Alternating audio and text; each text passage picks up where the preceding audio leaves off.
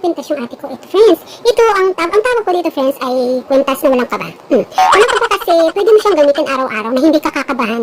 Baka, diba, friends, kapag nagsuot tayo ng ginto ngayon, nakakakaba. Kaya karamihan, hindi na lang nagsusukot. Kapag may special occasion na lang. Pero ito, I think, pang araw-araw, very safe and, yung parang kalma ka lang kasi hindi ka kakabahan. Ito nga. Yan, ngayon, naisipan ko, friends, na gawan siya ng iba pang pendant. Alam niyo naman ang lola nyo. Diba? Hindi mapakali. Char. So, papalitan natin siya. Naisip ko, napalitan siya ng iba't ibang pendant. Oo.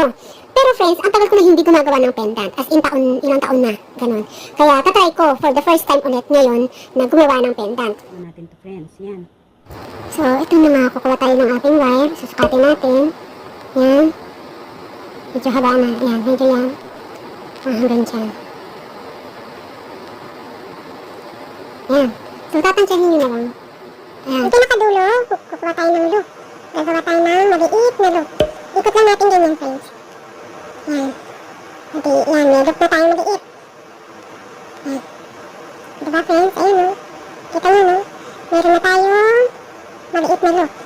Tapos, ilagay natin yung maliit natin gold ball. Yan.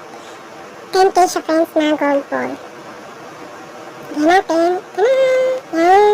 Para harang siya. Harang siya doon, dito, para hindi siya lulusot. Ilagay natin to. Tanan! At maglagay tayong isa pa. Parang design lang. Ang cute! Ang cute, friends! Yan. Tapos, saka tayo gagawa ng malaking loop dito. Yan, malaking loop. Yan. Medyo ibibend natin siyang ganyan, tapos iikot natin to, friends, itong wire.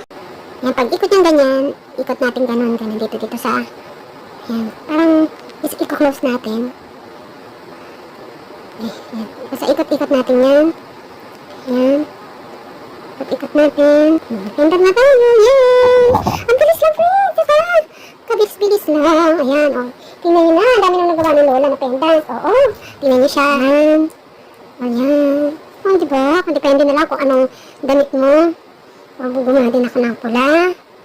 Tapos simple lang yung red natin. Tapos green. Tadaan. Tapos ito pearl. Totoo siyang pearl, friends. Tapos may Swarovski siya na, yung transparent. Crystal. Ayan. In black. Oh, diba, friends? Ang cute! Ayan, friends. Oh, diba?